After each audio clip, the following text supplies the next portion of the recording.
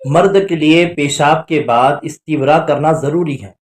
استبرا یعنی طبعی اطمینان حاصل ہو جائے کہ پیشاب کے قطرات آنا بند ہو گئے ہیں۔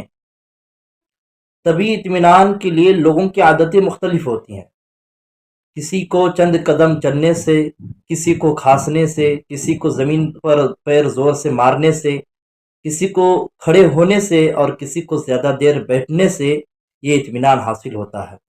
خلاصہ یہ ہے کہ طبعی اطمینان کے بعد ہی پانی کا استعمال کیا جائے۔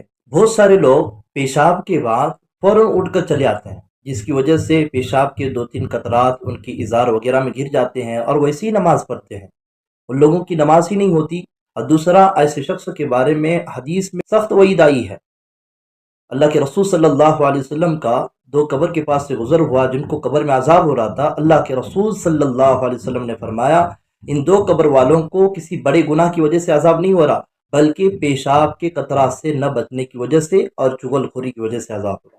کتنی بڑی سخت وعید ہے!